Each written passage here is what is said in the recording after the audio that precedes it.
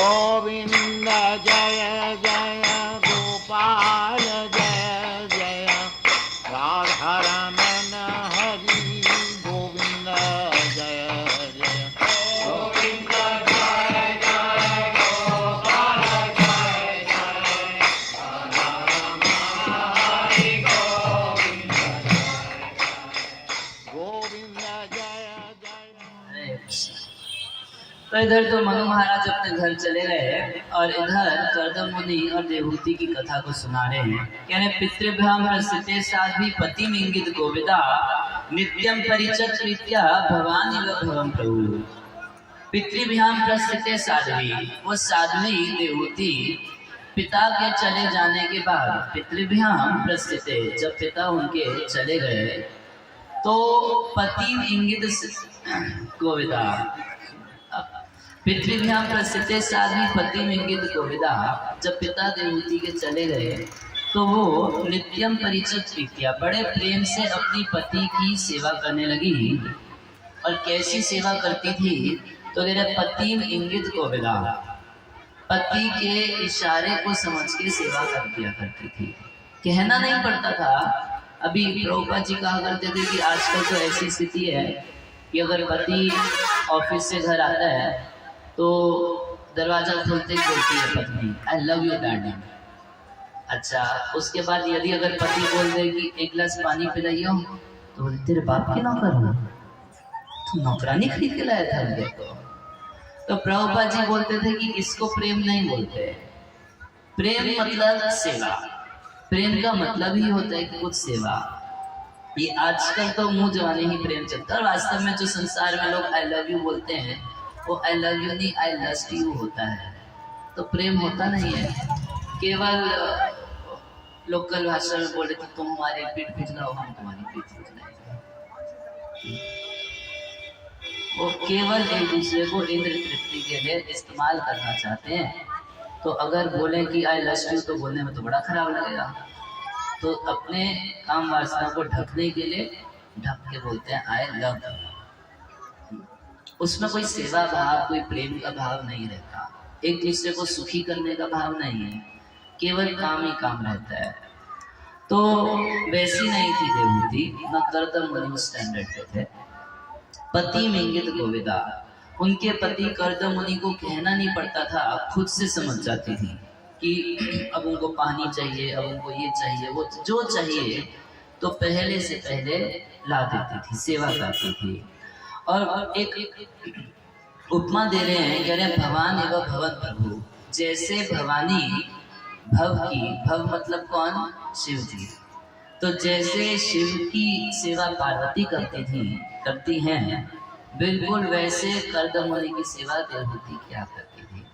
भाई लक्ष्मी से कंपेयर नहीं कर रहे, लक्ष्मी से तुलना इसलिए नहीं कर रहे कि लक्ष्मी रानी है तो विष्णु जी तो महाराज है, ये महारानी है, वो महाराज है, दोनों रईस हैं।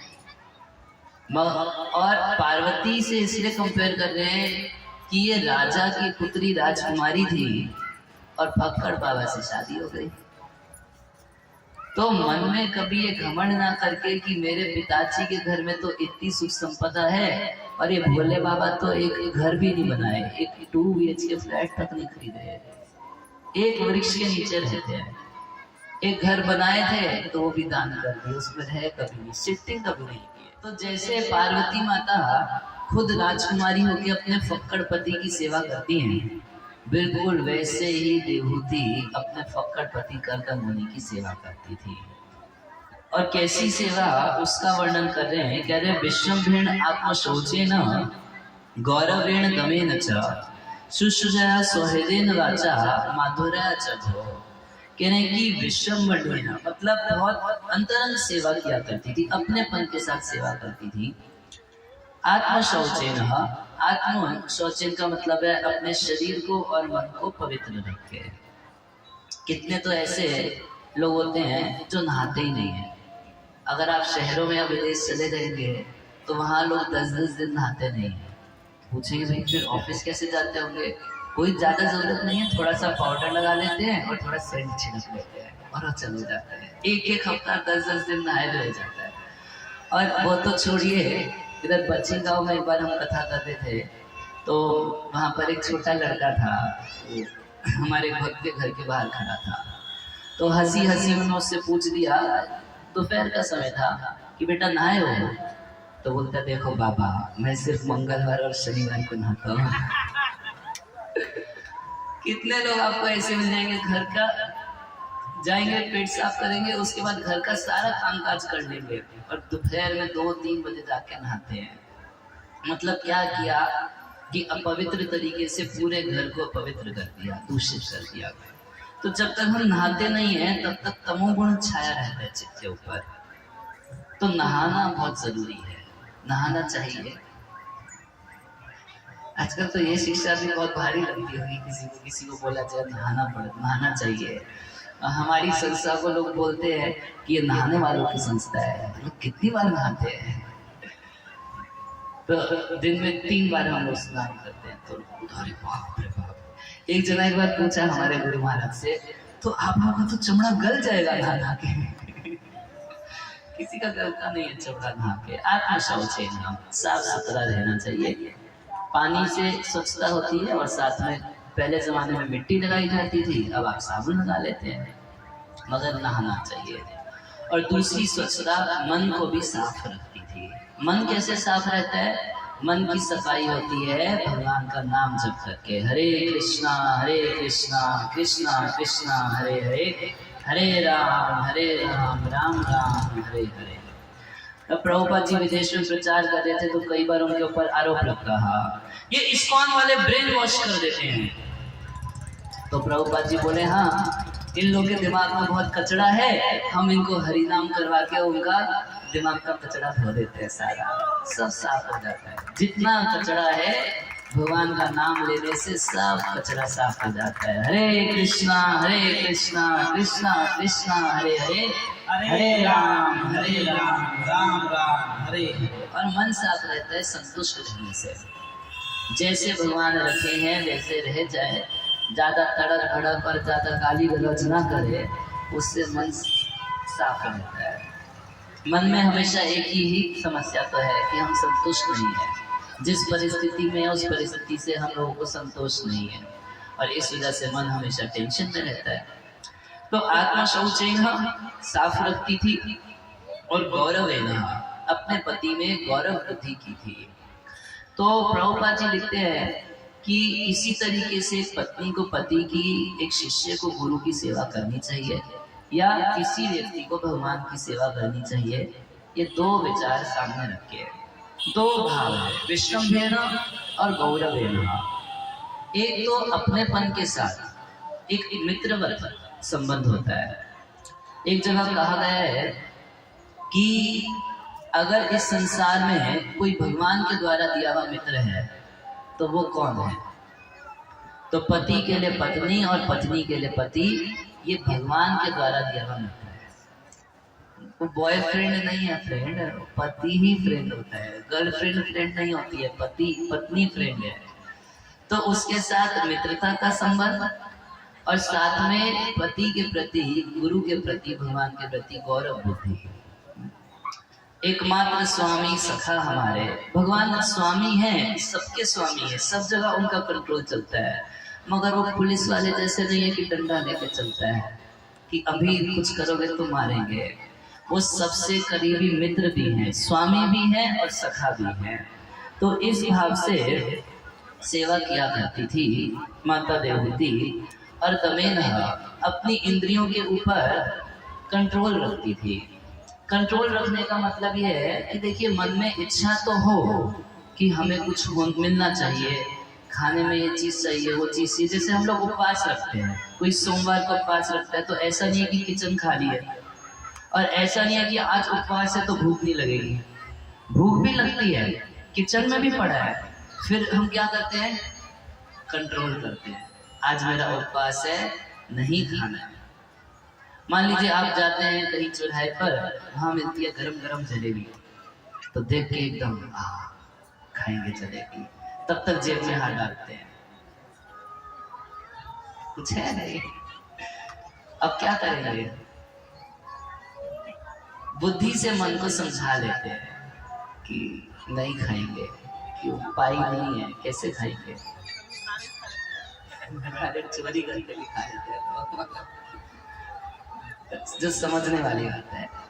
तो बुद्धि के द्वारा कई चीजों में अपने मन को कंट्रोल करना पड़ता है।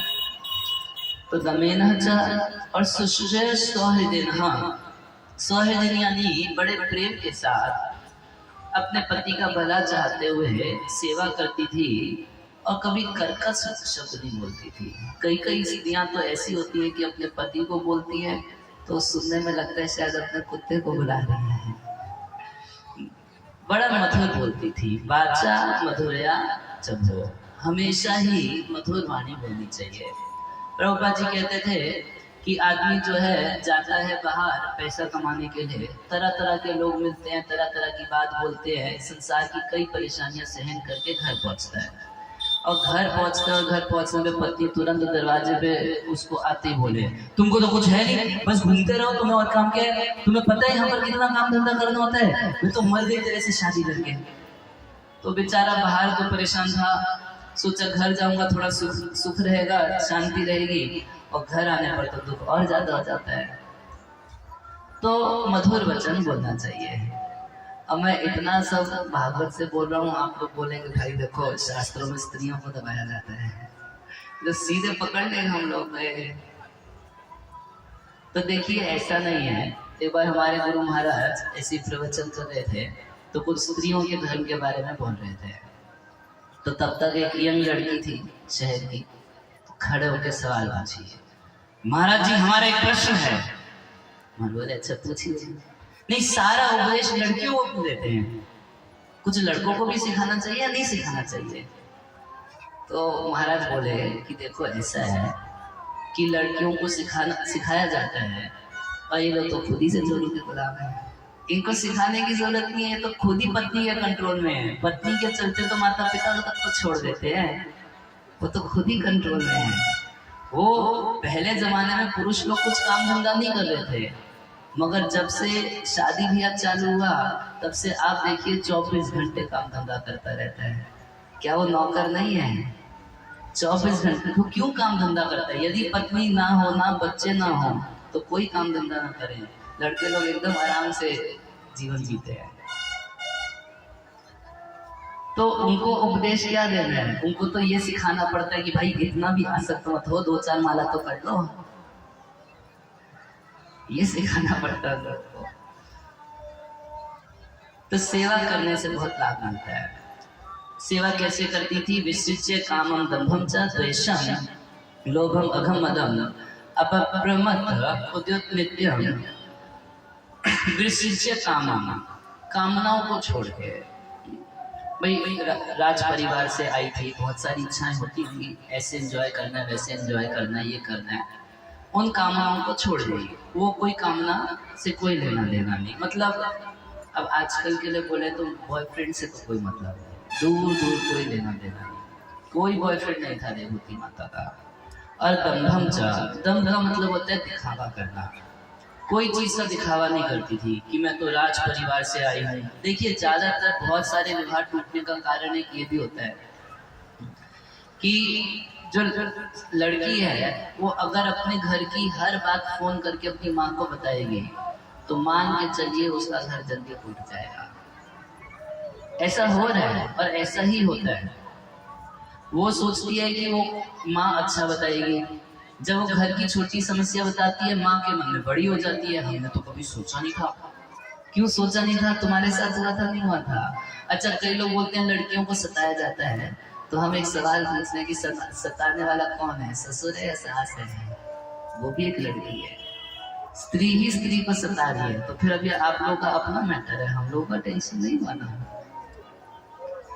ये सब चीजें थोड़ा साइकोलॉजी समझना बहुत जरूरी है, तो घर परिवार अच्छे से चलता है। होता क्या है कि जब किसी का विवाह होता है तो विवाह लड़के का उसकी माँ ही कराती है। बहुत सारे लड़के जल्दी विवाह नहीं कर रहे होते, माँ पीछे पड़ती है, उम्र बीत रही है, तेरे दोस्त की शादी हो गई, भाई की शादी हो गई, मामा के बेटे की शादी हो गई, बेटे तू भी शादी कर ले। वही ढूंढ ढूंढ के फोटो लेके आती है, इसका मतलब उसकी इच्छा है कि मेरे लड़के का विवाह हो जाए। जब विवाह हो जाता है और दूसरी लड़की घर में आती है तो इसको इनसिक्योरिटी फील होने लगती है। इनसिक्योरिटी को हिंदी में क्या बोलेंगे? असुरक्षा महसूस होती है। उसको क्या लगता है कि मेरा लड़का कल तक तो मेरा था, अब उसका हो जाएगा तो मेरा बुढ़ापा कैसे बीतेगा। तो वो पॉलिटिक्स करना शुरू करती है। बेटा घर आएगा, तेरे को पता है क्या करती है? 24 घंटे लेटी रहती है, घर का सारा काम मैं करती हूँ। अच्छा, उसको बोलेगी कि तू तो बेटी जैसी है, अभी अभी तेरी शादी हुई है, घर आई है, तेरे को कुछ करने की जरूरत नहीं, सब मैं करूँगी। मगर पॉलिटिक्स करेगी। क्या पॉलिटिक्स करेगी? बेटे को बोलेगी कि ऐसी पत्नी लेकर आया। कुछ भी वो करेगी तो निंदा करेगी। इधर जो पत्नी है उसके मन में दूसरी इनसिक्योरिटी है, असुरक्षा। क्या वो सोचती है कि सब कुछ छोड़ के से शादी करके से घर आई, ये अपनी माँ का ही बना रहेगा, हमेशा उन्हीं का आंचल पकड़ के पीछे चलता रहेगा तो मेरी कदर नहीं करेगा। तो ये पॉलिटिक्स करती रहती है, अपनी सास की बुराई लड़के से करती रहती है। सास सोच रही है कि मैं फजीयत में हूँ, बहू सोच रही है मैं फजीयत में हूँ, वास्तव में वो लड़का फजीयत में होता है। इधर माँ वो चाहता है कि माँ को पत्नी को एक साथ लेके चले, उधर माँ उसकी पत्नी बहू से द्वेष करने वाली और इधर बहू को अपनी सास से द्वेष है। ये इनसिक्योरिटी होती है क्योंकि हम भगवान का भजन नहीं करते, भगवान में विश्वास नहीं है, भगवान पालन पोषण करेंगे ये विश्वास नहीं है, इसलिए मन घबरा जाता है। तो दंभम विसृज्य, कोई दिखावा देवहूति माता नहीं करती थी। कोई तेवर दिखाना कि हमारे बाप के घर में तो इतना पैसा था, ये सुख सुविधा थी, तुम्हारे पास नहीं, कभी नहीं करती थी। द्वेषम लोभम अघम अगम, कोई द्वेष नहीं, कोई लोभ नहीं, कोई पाप कर्म नहीं, और प्रमत्त नहीं होती वो, और नित्य सेवा करती थी। मतलब उनमें आलस नहीं था, कोई आलस नहीं था। टीवी तो देखती नहीं थी, टीवी से उनको कोई और नहीं था। और इस तरीके से अतोष अपने पति को संतुष्ट की थी। तो सब देव ऋषि ताम मानवी सनुव्रता, इस तरीके से वो अपने पति के व्रत के अनुसार ही सब काम कर लेती थी। और उनके जो श्रेष्ठ पति थे देवर्षि वर्धा, कह रहे हैं कि वो बहुत बड़े साधु थे, कर्दम मुनि। ऐसे मुनि की पत्नी थी देवहूति माता। एक जगह भागवत में कहा गया, भगवान ऋषभदेव कहते हैं कि किसी व्यक्ति को पिता तब तक नहीं बनना चाहिए, माता तब तक नहीं बनना चाहिए, पति तब तक नहीं बनना चाहिए, और गुरु या देवता तब तक नहीं बनना चाहिए जब तक वो अपने आश्रित व्यक्ति को भवसागर से मुक्त ना कर सके। कहने का मतलब क्या?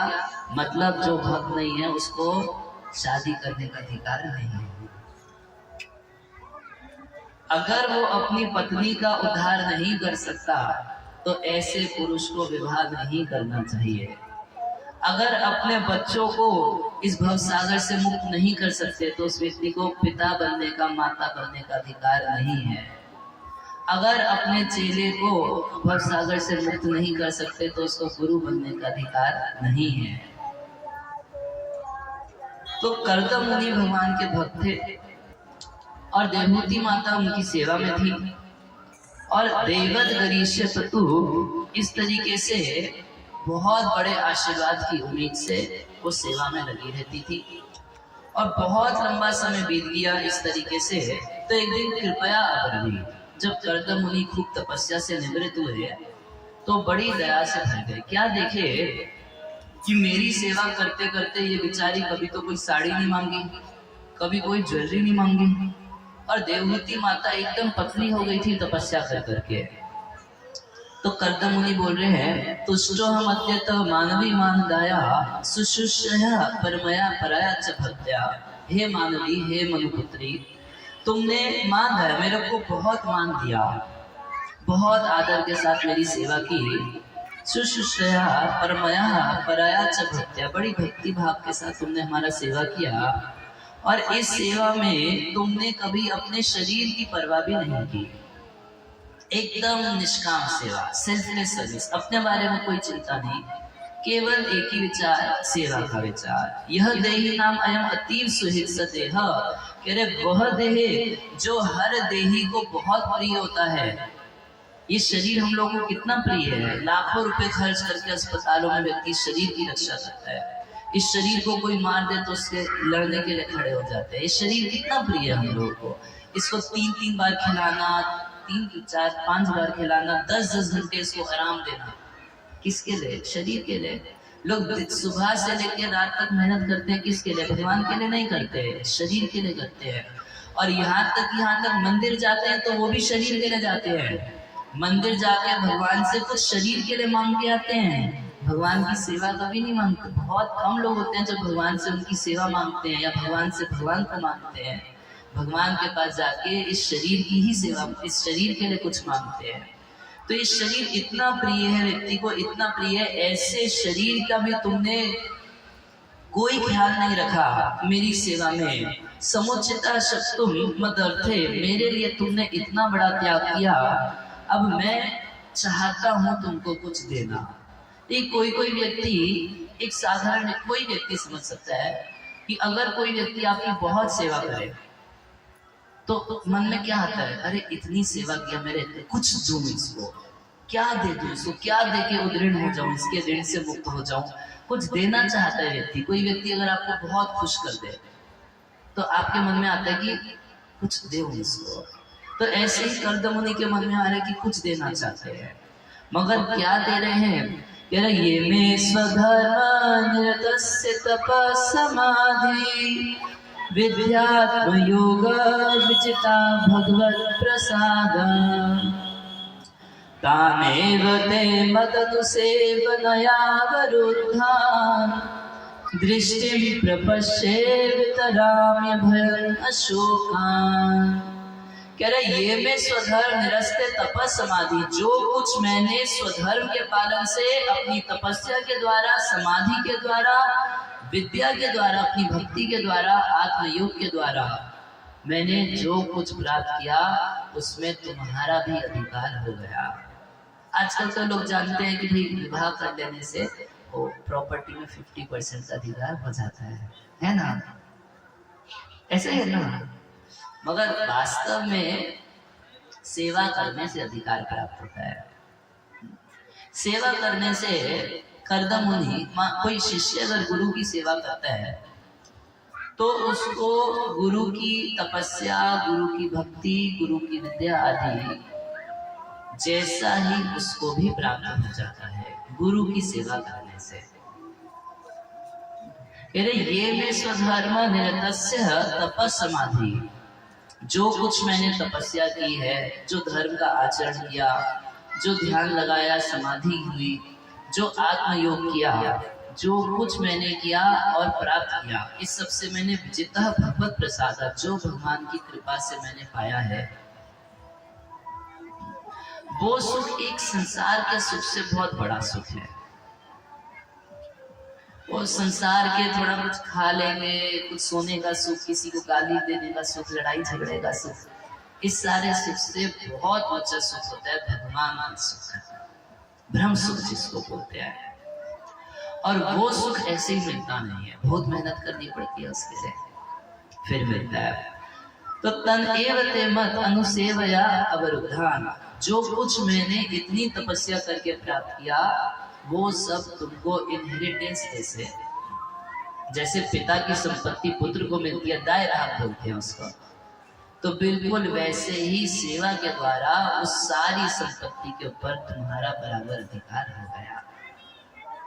ये में स्वधर्म निरतस्य तपः समाधि विद्यात्म योग विजित भगवत प्रसाद तान एव ते मत अनुसेवया, मेरी अनुसेवा के द्वारा, मेरी सेवा के द्वारा जो कुछ मैंने भगवान की कृपा से पाया उसमें तुम्हारा भी अधिकार हो गया है। दृष्टि बोली मेरे को तो दिखाई नहीं दे रहा, बोला मैं चश्मा देता हूँ तुमको देखने के लिए।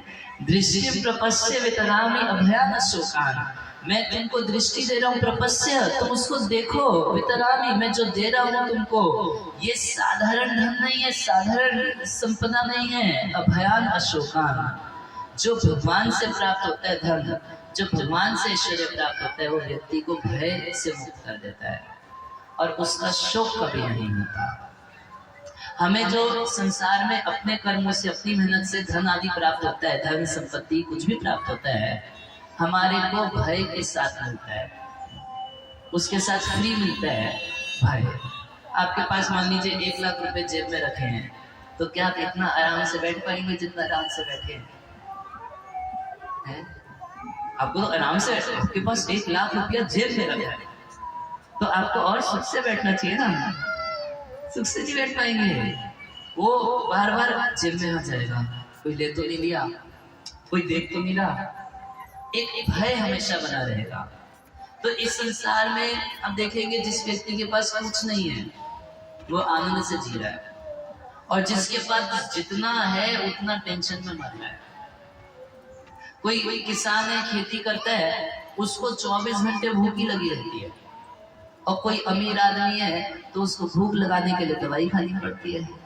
पहले भूख लगाने के लिए दवाई खाता है, फिर खाना पचाने के लिए दवाई खाता है, और टेंशन की वजह से जब रात को नींद नहीं आती तो सोने के लिए तीसरी एक दवाई खाता है।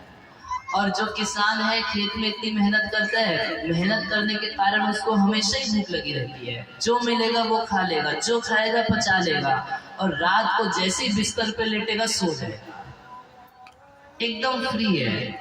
और जिसके पास धन है तो सोच रहे आज 1 फैक्ट्री है, कल 2 करनी है, 2 को 4 करना है, 4 को 8 करना है, 8 को 14 करना है, हमेशा सोचता रहेगा, चिंता रहेगी, पढ़ाना है इसको, संभालना है इसको। उसके स्वजन लूटने लगेंगे, किसी के पास पैसा है तो दोस्त सोचते हैं कि मेरे को क्यों नहीं देता, वो दोस्त से बचाना पड़ेगा, घर वालों से बचाना पड़ेगा, हर तरीके से केवल टेंशन ही टेंशन आती है। मगर जो धन संपत्ति भगवान किसी को देते हैं वो टेंशन क्रिएट नहीं करती है, और धन संपत्ति के चले जाने पर व्यक्ति को शोक होता है, दुख लगता है। तो भगवान जो देते हैं वो ऐश्वर्य शाश्वत ऐश्वर्य होता है, वो भगवान देने के बाद किसी से छीनते नहीं है। अपने कर्मों से इकट्ठा किया हुआ ऐश्वर्य खत्म हो सकता है। ऐसे बहुत सारे लोग हुए जो बड़ी बड़ी इंडस्ट्री के मालिक हुए और बाद में ठेले पे चाय बेचते दिखाई पड़े, उनको शौक हो सकता है, मगर भगवान के भक्त को भगवान के द्वारा दिया हुआ जो ऐश्वर्य होता है वो ऐश्वर्य भगवान देने के बाद कभी छीनते नहीं है। जैसे ध्रुव महाराज को ऐश्वर्य दिए, तो अगर ध्रुव महाराज को उनके अपने पिता का राज्य प्राप्त होता तो हो सकता है फिर एक दिन फिर दुख प्राप्त करते, मगर भगवान जो ऐश्वर्य दिए तो ऐसा ऐश्वर्य दिए जो प्रलय काल में भी नष्ट नहीं होता।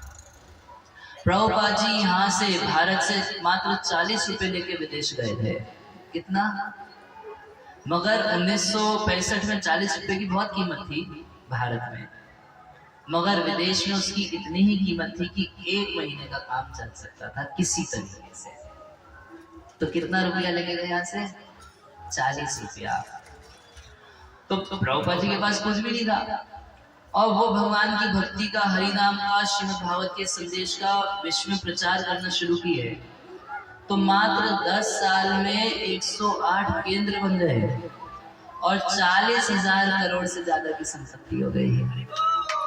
प्रभुपाद जी बोले कि लेके आओ कोई बिजनेसमैन जो ऐसा बिजनेस करके दिखा दे। अगर कोई सोचता है कि हम किसी मैकेनिकल तरीके से, किसी यांत्रिक तरीके से इस चीज को कर सकते हैं जो भगवान का भक्त कर सकता है, ये संभव नहीं है। भगवान के भक्त की नकल कोई सांसारिक व्यक्ति नहीं कर सकता किसी मामले में। जो चीज प्रभुपाद जी कर दिए, आज बड़े बड़े मैनेजमेंट कॉलेजेस में प्रभुपाद जी का लीलामृत पढ़ाया जाता है कि कर कैसे दिए, इससे सीखो। नहीं सीख पाओगे जब तक तुम हरे कृष्णा नहीं जपोगे, भगवान के भक्त नहीं बनोगे, तब तक वो काम तुम नहीं कर सकते जो भगवान का भक्त कर सकता है, क्योंकि उसके पीछे भगवान की शक्ति काम कर रही है। मात्र 10 साल में 40 रुपए से 40,000 करोड़ हो गया, और वो 40,000 करोड़ प्रभुपाद जी अपनी सेवा में कभी नहीं लगाए, वो वापस भगवान की ही सेवा में लगा देते थे। केवल भगवत प्रचार में धन का प्रयोग करते थे। वो खुद वैसे ही रहते थे जैसे भारत से जब गए तो रहते थे बिल्कुल वैसे ही हमेशा रहते थे प्रभुपाद जी, उनमें कोई चेंज नहीं आया, बदलाव नहीं आया। और ऐसी धन संपत्ति ऐसा नहीं जो भगवान दे के छीन लेंगे, क्योंकि भगवान देते हैं तो कैसे देते हैं, जैसे पानी की फिल्टर मशीन होती है, तो पानी की फिल्टर मशीन क्या करती है कि आप उसमें गंदा पानी डालते हैं तो पानी साफ करके दे देती है ना। तो उसी प्रकार से भगवान जब देते हैं तो पहले भक्त का हृदय पूरा साफ कर देते हैं, फिर उसको देते हैं। तो उससे क्या होता है कि वो धन संपत्ति उसका नुकसान नहीं करती भक्त का, मगर अपने कर्मों से या देवी देवताओं से प्राप्त जो धन है वो नुकसान भी करता है। कोई ऐश्वर्य, एक बार की बात है, शिव जी का भक्त था जिसका नाम था भस्मासुर। तो वे नारद जी से पूछा कि नारद जी ये बताइए कि कौन सा देवता सबसे जल्दी प्रसन्न हो जाता है। तो नारद जी बोले कि भोले बाबा, भोले एक नाम है उनका आशुतोष, बड़ी जल्दी प्रसन्न हो जाते हैं। विष्णु को प्रसन्न करने में बड़ा टाइम लगता है, क्योंकि केवल धीर पुरुष ही भगवान विष्णु को प्रसन्न कर पाते हैं। तुम्हारे अंदर तो वो बोले नहीं, मेरे को 2 मिनट नूडल्स चाहिए, एकदम फास्ट वाला बताओ। तो फास्ट वाला तो शिव जी है, कर लो। तो ठीक है, तो यज्ञ करना शुरू किया। तो नमः शिवाय स्वाहा सब अपना यज्ञ करता था, आहुति देता था, शिव जी प्रकट नहीं हो रहे। तो ये कहीं सुना था कि रावण जो था तो गर्दन काट के डाला तो उसके 10 सर हो गए। तो बोला मांस यहाँ से मांस, यहाँ से मांस, मांस डालना शुरू किया। जब देखा तब भी शिव जी नहीं आ रहे, तो हाथ में तलवार ले लिया गर्दन काटने के लिए। तो तब तक शिव जी एकदम जल्दी जल्दी नंदी पे बैठ के उसके पास आ गए। बोले अरे क्या कर रहे हो, क्या कर रहे हो, क्या कर रहे हो? मैं तो थोड़े से बेलपत्र से और थोड़े गंगा जल से प्रसन्न हो जाता हूँ, तुम गर्दन क्यों काट रहे हो भाई? तो क्या करता, तुम आ ही नहीं रहे थे। अच्छा अच्छा, बोलो बोलो क्या वरदान चाहिए? तो शिव जी जब नंदी पे आए थे तो पार्वती माता के साथ आए हैं। तो ये भस्मासुर की नजर चली गई पार्वती माता के ऊपर। बोला जब तक ये भोला रहेगा तब तक तो पार्वती हमको मिलेगी नहीं। तो वरदान मांगा शिव जी से, आप हमको ऐसा वरदान दे दीजिए कि जिसके सर पे हाथ रख दूं वो भस्म हो जाए। शिव जी ठीक है। तो जैसे ही शिव जी वरदान दिए तो बोला अब हम तुम्हारे सर पे हाथ रखेंगे। तो शिव जी भागे और ये पीछे पीछे भाग रहे शिव जी के। रुक रुक रुक रुक, तू मेरे को वरदान दिया, अभी मैं तेरे सर पे हाथ रखूंगा फिर पार्वती मेरी हो जाएगी, रुक जा रुक जा रुक जा रुक जा। भाग रहे शिव जी भाग रहे हैं। तब तक भगवान विष्णु एक छोटे से ब्रह्मचारी के रूप में वहां के खड़े हो गए। शिव जी तो भागते भागते जा रहे पीछे पीछे, अरे इतना कहाँ हैरान कर रहा है, रुक तू रुक। तब तक भगवान उसको रोके, अरे तुम रुको, कहाँ भागे जा रहे हो? बोले कि ये मेरे को वरदान दिया कि जिसके सर पे हाथ रखूंगा वो भस्म हो जाएगा, मैं इसको भस्म कर दूंगा तो इसकी सुंदर पत्नी मेरी हो जाएगी। तो भगवान ब्रह्मचारी के रूप में बहुत अच्छा अरे तुम इसकी बातों में आ गए, तुमको पता नहीं जब से इसका ससुर दक्ष प्रजापति इसको शाप दिया है इसका कोई वरदान काम नहीं करता, तो इसकी बातों में आ गया। कितना भोला है भाई तुम। तो बोला कि अच्छा ऐसा है, अरे तुम न्यूज़पेपर नहीं पढ़ते क्या, तुमको नहीं पता इसको शाप है? अच्छा तेरे को अगर विश्वास नहीं तो सुन, वो वरदान दिया तुमको, टेस्ट परीक्षा है, अगर उसका वरदान काम नहीं किया ना हम दोनों जाके पिटाई करेंगे उसकी, ठीक है? हाँ तो अपने सर पे हाथ रख के टेस्ट कर लो। तो अब देखिए मनमोहन भगवान बोल रहे हैं, इतना उसका मन मोहित हो गया भगवान की वाणी सुन के, बोला सही है। तो हाथ लिया और अपने सर पे रख लिया और बस। तो ऐश्वर्य मिला उसको, कुछ वरदान मिला, मगर अत्यंत क्षण। वो रावण था, रावण भजन करके शिव जी का प्राप्त किया लंका का राज्य। कितना अपना 10 सर कटवा के लंका का राज्य प्राप्त किया। और जब देवता लोग सब लोग मीटिंग किए कि रावण का अत्याचार बहुत बढ़ गया है, कुछ करना पड़ेगा जिससे कि रावण का वध हो, तो ब्रह्मा आदि देवता सारे के सारे मिलके बोले कि क्षीर सागर के तट पे चलते हैं, भगवान से बात करेंगे, भगवान प्रॉब्लम का कुछ सोल्यूशन करेंगे। तो जब क्षीर समुद्र के तट पर पहुंचे सारे देवता, तो वहां खड़े हैं।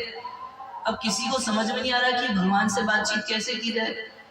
तो शिव जी हाथ में माइक ले लिए, बोले हम कुछ कहना चाहते हैं, आप बताइए क्या कहना चाहते हैं।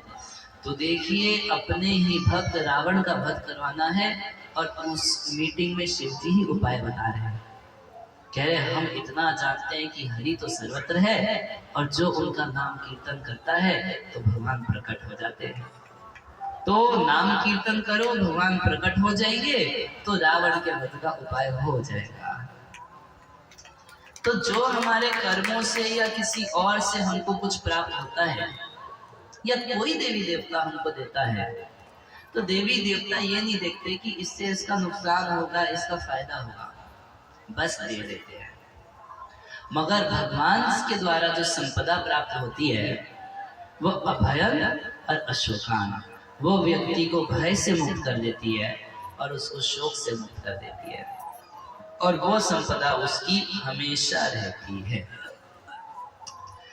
कह रहे अन्य पुण्य भगवता प्रभु वृजिम्भ विभ्रंशित अर्थ रचना किम पुरुपुरमस्या। जो अन्य साधनों से ऐश्वर्य प्राप्त होता है वो तो भगवान की बोहों के इशारे से नष्ट हो जाता है। भगवान थोड़ा सा ऐसे बोह टेढ़ी करते हैं तो प्रलय आ जाती है। हम सबका धन संपत्ति शरीर सब नष्ट हो रहा है। भगवद गीता में अर्जुन भगवान से पूछे कि आप कौन हो, तो बोले कालोस्मी लोग शय कृता। बोले आप इतना भारी अपना विराट रूप दिखा दिए और उस विराट रूप में बड़े बड़े योद्धा द्रोणाचार्य भीष्म पितामह कर्ण आदि बड़े बड़े योद्धा भगवान के मुखों में प्रवेश कर रहे हैं और भगवान उनको चने मुरमुरे की तरह चुबा रहे हैं। तो अर्जुन इतना भयानक स्वरूप देख के भगवान से पूछे कि मैं तो आपको अपना मित्र समझता था, आप हैं कौन और क्या करते हैं आप? तो बोले कालो अस्मि, काल मेरा नाम है। अच्छा काम क्या आपका? कह रहे लोग शय कृता, सबका नाश करना मेरा काम है। जितने लोग आए हैं इस युद्ध भूमि में तुम 5 पांडवों को छोड़ के उन सबको मैं मार दूंगा। तो काल के रूप में भगवान क्या करते हैं, दिन प्रतिदिन हमको खाए जा रहे हैं। हमारा शरीर जो है पहले तो आंख ठीक थी, अब चश्मा लगने को तैयार है, कान में मशीन लगने को तैयार है, धीरे धीरे शरीर भी जा रहा है। धन संपत्ति होती है काल के द्वारा, वो नष्ट हो जाती है। हर चीज धीरे धीरे खत्म हो जाती है काल के द्वारा। तो कह रहे हैं कि किसी और के द्वारा जो धन आदि प्राप्त किया जाता है वो तो काल की गाल में जाके सब नष्ट हो जाता है। मगर सिद्धासी भूष्य विभान निज धर्म दोहान, जो मैं अपने धन के द्वारा भगवत कृपा के द्वारा जो कुछ प्राप्त किया हूँ वो दिव्य भोग जो है तुम अपनी आंखों से देखो, क्योंकि वो काल के द्वारा कभी नष्ट नहीं होता है, वो शोक नहीं देता, वो प्राप्त करना बहुत मुश्किल है। दुराधिगान नृप विक्रियादि भी कह रहे हैं कि बाकी लोगों के लिए वो प्राप्त करना आसान नहीं है। बड़े बड़े राजा, यहाँ तक तुम्हारा बाप को कभी ऐसा भोग नहीं मिला होगा।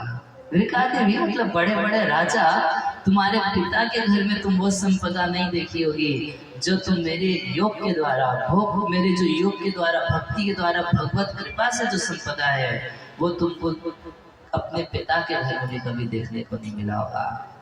बड़े बड़े राजा, बड़े बड़े नेता, अमीर लोग बहुत घमंड करते अपने धन का। कुंती महारानी कहती है जन ऐश्वर्य शिता शिवी एदेमान मदपुमान नेवर्ति विधातुम वे काम किंचन गोचरा।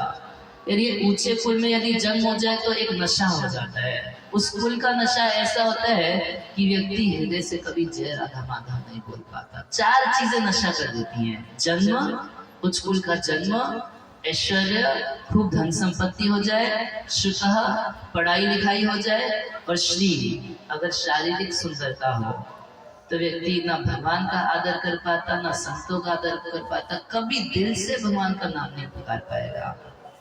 वो किसी तरीके से यही दिखाने में लगा रहता है कि भगवान नहीं होते हैं। अब ये सब न्यूज में प्रसिद्ध घटना चल रही है कि वो हमारे बागेश्वर धाम वाले जो महाराज हैं तो वो पर्चा बना देते हैं लोगों की प्रॉब्लम देख के। तो एक जादूगरनी है वो सुहानी शाह करके, तो पूरा अपना बुद्धि लगा के ये प्रूफ करना चाहती है कि भगवान नहीं होते, भगवान कुछ नहीं कर सकते, ये सब अपने माइंड से कर रहे हैं। मगर जो भगवान या भगवान के भक्त के आशीर्वाद से जो संपदा प्राप्त होती है वो किसी मैकेनिकल प्रोसेस से आप नहीं प्राप्त कर सकते, यांत्रिक विधि से आप प्राप्त नहीं कर सकते।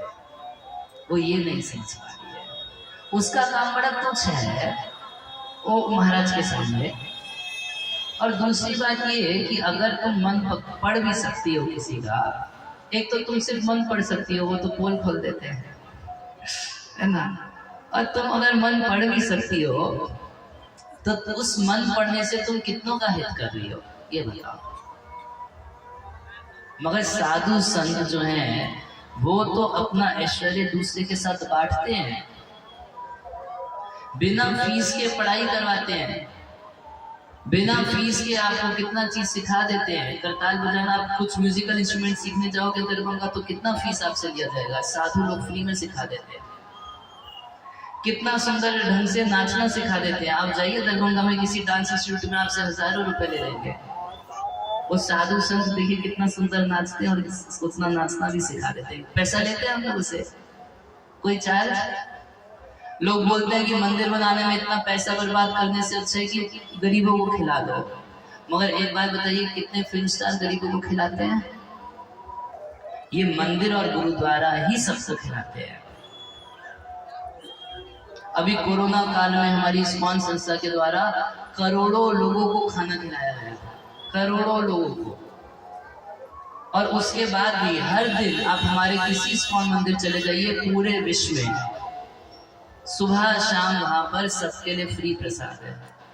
जितना हजार लोग आए, जितना लाख लोग आए, फ्री में खा सकते हैं। कई स्कूलों में मिड डे मील प्रोग्राम चलता है जिसमें फ्री में खिलाया जाता है। एक बार अपने फिल्म स्टार से पूछिए कितनों को खिलाया।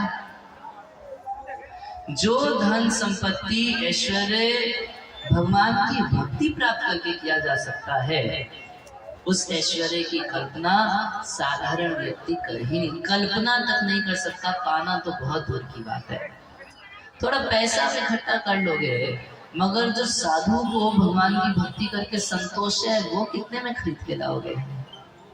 जो उसका ऐश्वर्य है कि वो निष्काम सेवा करता है, इतने लोगों का हित करता है, वो कहां से लाओगे? वो निष्कामता कहां से खरीद के लाओगे?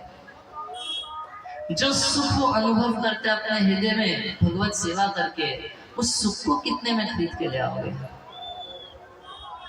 ला सकते हैं? नहीं खरीद के ला सकते हैं। तो यांत्रिक विधि से जो सुख नहीं प्राप्त किया जा सकता, तो कह रहे हैं कि हे देवहूति तुम उसको देखो और तुम्हारी जो इच्छा है वो तुम उससे मांग लो, तुमको दूंगा। तो देवहूति माता कर्दम मुनि की इस बात को सुन के थोड़ा सा स्त्रीयोचित स्वभाव है, थोड़ा सा शर्माई और फिर बोल रही है कि राधम वद द्विजविषः एतत् अमोघ योगा। पता मतलब कितने आश्चर्य की बात है। आप जो कह रहे हैं मुझको आपकी शक्ति पे पूरा विश्वास है, माया अधिपितो विभो तद अवय में। हे पतिदेव, मेरे को आपकी शक्ति पे पूर्ण विश्वास है कि यह ते अभ्याई समय सकृत अंग संग। कह रहे जो आप मेरे को वरदान देने की बात कर रहे हैं, तो जैसा आपने विवाह के समय मुझे वचन दिया था, विवाह के समय क्या वचन दिया था कि तुमसे संतान उत्पन्न करेंगे, तो बोले कि समय उस वचन को निभाने का समय आ गया। तो देवहूति माता मन में सोची कि ये तो साधु है, हो सकता है कि कुछ फल या खीर पकड़ा ले और संतान हो जाए। तो कह रही है वैसा नहीं, विवाह किए हैं तो समय सकृत अंग संग, कम से कम एक बार जो पति पत्नी का संबंध है वैसा संबंध हो। भूया गरीशी गुना प्रसव सती नाम। तो खुद सती ही है, पतिव्रता है, उनकी इच्छा गलत नहीं है। इस प्रकार से इच्छा रखी सामने और बोली कि मेरा जो शरीर है तपस्या करके बड़ी पतली हो गई हूँ, तो ये बहुत अच्छा नहीं लग रहा है, तो हमारा शरीर भी हष्ट पुष्ट हो जाए। तो इस तरीके से जब अच्छा ध्यान से कथा सुनिए, अभी 8:35 हो रहा है, 25 मिनट कथा और होगी, इस कथा को सुन लीजिए। तो इस प्रकार से जब देवहूति माता कर्दम मुनि को बोली, तो कर्दम मुनि अपनी शक्ति से, अपनी योग बल से कह रहे कि विमानम कामदम, एक विमान बनाए। क्या बनाए? तो कर्दम मुनि अपने योग बल से एक विमान बनाए। क्या बनाए? विमान। विमान किसको बोलते हैं? किसको बोलते हैं? एरोप्लेन को विमान बोलते हैं, नहीं बोलते हैं? आप बोलेंगे ये तो आजकल के वैज्ञानिक बनाए ना विमान। अरे भागवतम कितना पुराना है। ये स्वयंभू मनु की कथा है। स्वयंभू मनु सृष्टि के प्रारंभ में हुए थे। अभी 7वें मनु चल रहे हैं, व्यवस्थित मनु। अभी व्यवस्थित मनवंतर चल रहा है, 7वां मनवंतर चल रहा है। अब कैलकुलेट कीजिए तो तकरीबन 43,20,000 को 500 से गुना कर दीजिए। इतने साल पुरानी कथा आपको सुना रहे हैं। निकालिए कैलकुलेटर। फेल तो नहीं करेगा ना? 43,20,000 को 500 से गुना कीजिए, कितना हुआ?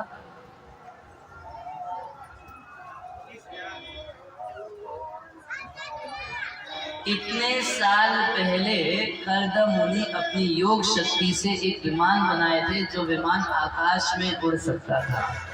हमारे ऋषि मुनियों के पास, ऋषि मुनियों की परंपरा में जो जो शक्ति है, उस शक्ति का अंदाज भी आज के वैज्ञानिक नहीं लगा सकते हैं। और केवल एक प्रयास कर रहे हैं, किसी तरह ये दिखा देना कि ये सब शक्ति बेकार है और ये सब हम किसी मैकेनिकल प्रोसेस से कर लेंगे तो अच्छा है। अब देखिए, कुत्ता भौंक सकता है या नहीं भौंक सकता? भौंक सकता है। आप लोग सुने कुत्ते? कुत्ता है आपके गांव में? नहीं है। कुत्ता भौंकता है।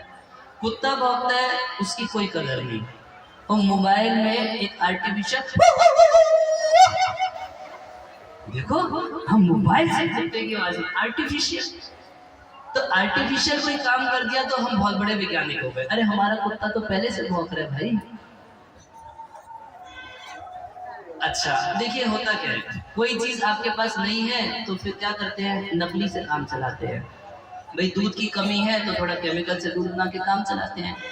आजकल पूरे संसार में एक चीज की कमी हो गई है, जानते हैं क्या? बुद्धि। तो वैज्ञानिकों ने बनाया आर्टिफिशियल इंटेलिजेंस। इंटेलिजेंस खत्म हो गई है तो आर्टिफिशियल से काम चला रहे हैं। तो वो चीज है ऑलरेडी, इसलिए आप अंग्रेजी में शब्द देखेंगे तो शब्द है रिसर्च।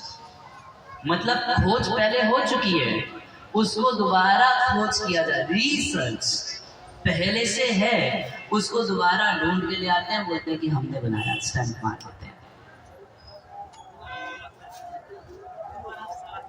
2 अरब 16 करोड़ साल पुरानी हमको कथा सुना रहे हैं। 2 अरब 16 करोड़ साल पहले भी विमान होते थे।